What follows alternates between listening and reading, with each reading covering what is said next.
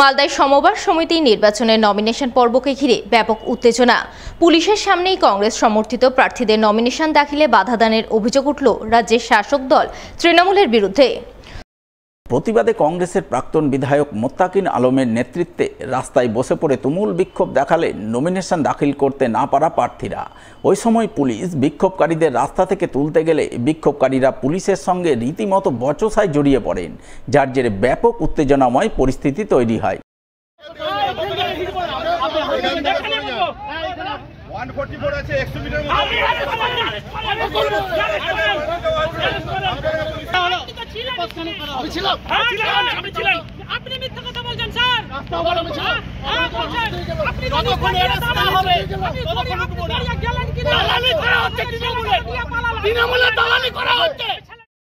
জানা গেছে আগামী 15 জুন রয়েছে মালদার ইংরেজবাজার ব্লকের যদুপুর সমবায় সমিতির নির্বাচন।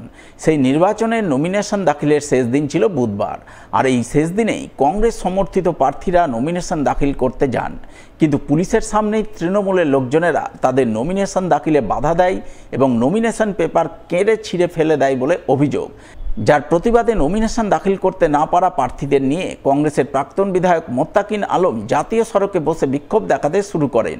ওই সময় ইংরেজবাজার থানার পুলিশ বিক্ষোভ তুলতে গেলে বিক্ষোভকারীরা পুলিশের সঙ্গে রীতিমতো বচসায় জড়িয়ে পড়েন, যার জেরে ব্যাপক উত্তেজনা তৈরি হয়।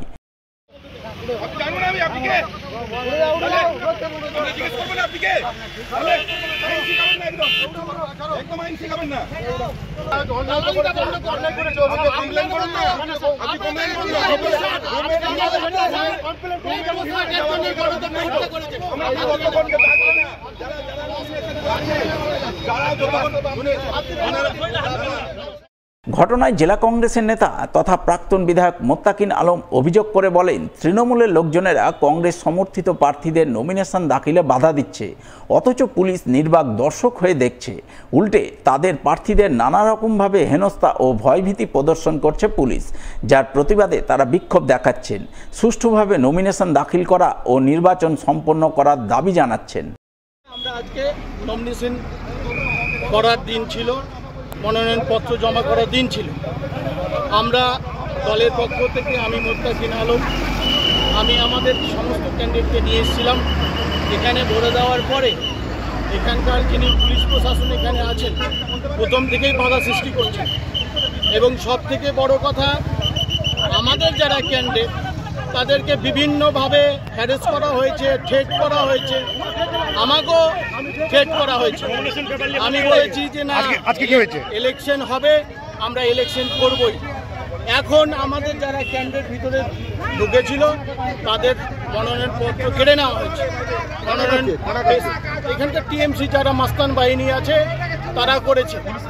পুলিশ যদি মনে করে, প্রশাসন যদি মনে করে কংগ্রেস দুর্বল নয়, আমরা এই 24 ঘন্টা সময় দিচ্ছি এখানকার প্রশাসনকে। যারা এখানে আমাদের মনোনয়নপত্র জমা করতে দেয়নি, ছিঁড়ে নেওয়া হয়েছে জোর করে, তাদেরকে যদি অ্যারেস্ট না করে তাহলে কিন্তু আমরা আগামীকাল মালদা জেলা অবরুদ্ধ করে দেবো, মালদা জেলা অচল করে দেবো। যদিও কংগ্রেসের তোলা অভিযোগ পুরোপুরি ভিত্তিহীন বলে দাবি করেছেন ইংরেজবাজার ব্লক তৃণমূলের সভানেত্রী প্রতিভা সিং। তার দাবি, কেউ কংগ্রেসের প্রার্থীদের নমিনেশন দাখিল করতে বাধা দেয়নি, কংগ্রেস প্রার্থী না দিতে পেরে মিথ্যা অভিযোগ এনে বাজার গরম করতে চাইছে। একদমই ভিত্তিহীন, পুরোটাই মিথ্যা। ওদের লোক নেই, ওরা নমিনেশন করতে পারছে না, ওই জন্য মিথ্যা কথা বলছে। 3 দিন ধরে আজ নমিনেশন হচ্ছে। কংগ্রেসের সাথে যদি লোক থাকতো, আজকে শেষ দিন, 1 ঘন্টা আর আছে, তাহলে তো আগে থেকে করতে পারতো। এদিকে এর কিছুক্ষণ পরেই তৃণমূলের পক্ষ থেকে যদুপুর এলাকায় বিজয় উল্লাসের আয়োজন করা হয়। তৃণমূল নেতাকর্মীরা মিলে বাজি পটকা ফাটিয়ে, সবুজ আবির উড়িয়ে এবং একে অপরকে আবির মাখিয়ে জয়ের আনন্দ উল্লাসে মাতোয়ারা হন। বিজয় উল্লাস পর্বে হাজির ছিলেন মালদা জেলা পরিষদের সভাধিপতি লিপিকা বর্মন ঘোষ, ইংরেজবাজার ব্লক তৃণমূলের সভানেত্রী প্রতিভা সিং ও জেলা তৃণমূলের সাধারণ সম্পাদক প্রসেনজিৎ ঘোষ। তারা দাবি করেন, যদুপুর সমবায় সমিতির নির্বাচন রয়েছে আগামী 15 জুন। এই নির্বাচনে মোট 69টি আসনের মধ্যে তৃণমূল সবকটি আসনেই প্রার্থী দিয়েছে, কিন্তু বাম কংগ্রেস জোট মাত্র 4টি আসনে প্রার্থী দিতে পেরেছে। ফলে তারা 69টি আসনের মধ্যে 65টি আসনে ইতিমধ্যেই কার্যত বিনা প্রতিদ্বন্দ্বিতায় জয়লাভ করেছেন। সেই কারণেই বিজয় উল্লাসে মেতেছেন। আমাদের সমবায় ব্যাংকের প্রায় 3 দিন ধরে নমিনেশন ফাইল হচ্ছে। আমাদের যদুপুর 1-এ 18টি এবং যদুপুর 2-এ 51টির সিট রয়েছে। খুব সুষ্ঠুভাবে আমাদের নমিনেশন আজকে সম্পূর্ণ। আজকে আমাদের সমবায়িকার নমিনেশনের লাস্ট ডেট ছিল, তাতে আমাদের সমবায়িকার 69টা মতো টোটাল সিট। তার মধ্যে আমাদের 69-এর মধ্যে আমাদের 69টাই হয়েছে।